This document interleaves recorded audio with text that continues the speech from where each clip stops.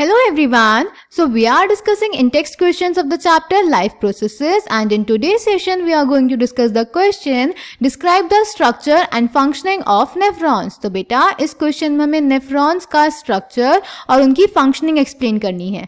So let's check the answer. तो बेटा हमें पता है नेफ्रॉन्स किडनी की स्ट्रक्चरल और फंक्शनिंग यूनिट है, यानी किडनी में जितना भी फिल्ट्रेशन होता है वो सारा काम नेफ्रॉन्स करते हैं. ये है नेफ्रॉन का स्ट्रक्चर जिसमें मेनली टू पार्ट्स होते हैं, ग्लोमेरुलस और रीनल टिब्यूल.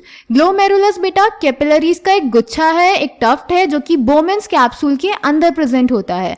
बोमेन्स कैप्सूल से ही हमारी रीनल टिब्यूल स्टार्ट होती है और वो पूरी कॉइल्ड होती है जो कि फाइनली जाके खुलती है कलेक्टिंग डक्ट में. तो बेटा रीनल आर्टरी के थ्रू ब्लड आता है जिसमें जितना भी एक्सक्रीटरी मटेरियल होता है वो होता है जो कि फिल्टर हो जाता है ग्लोमेरुलस में और वहां से पास होता है फिर रीनल टिब्यूल में.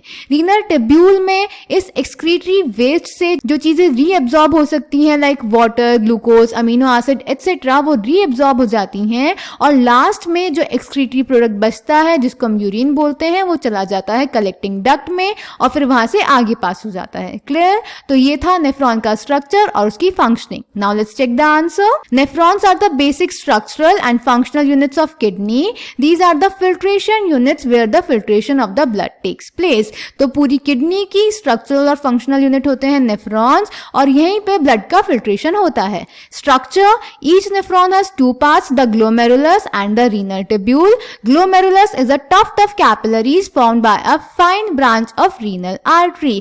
तो हर एक नेफ्रॉन के दो पार्ट्स होते हैं, ग्लोमेरुलस और रीनल टिब्यूल.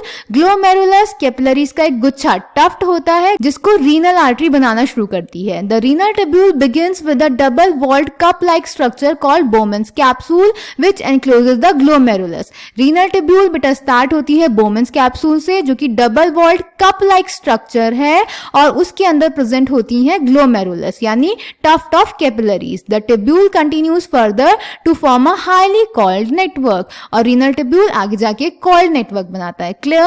अब functioning check कर लेते हैं.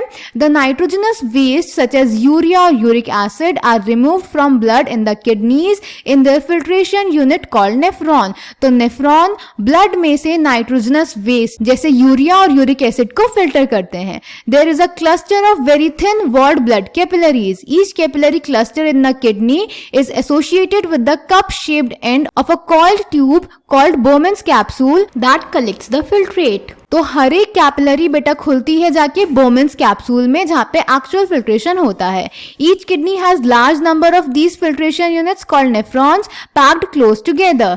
सम substances in the initial filtrate such as glucose, amino acids and salts and a major amount of water are selectively reabsorbed as the urine flows along the tube. जैसा कि मैंने आपको बताया renal tubule में tube में जब initial filtrate move करता है, फ्लो करता है तो उसमें से कुछ सिलेक्टेड चीजें जैसे ग्लूकोज, अमीनो एसिड, सॉल्ट्स और वाटर रीएब्सॉर्ब हो जाते हैं. The amount of water reabsorbed depends on how much excess water there is in the body and on how much of dissolved waste there is to be excreted. तो बेटा कितना water reabsorb होगा इसका amount depend करता है कि हमारी body में कितना एक्सेस वाटर प्रेजेंट है और कितना वेस्ट मटेरियल हमें एक्सक्रीट आउट करना है. क्लियर?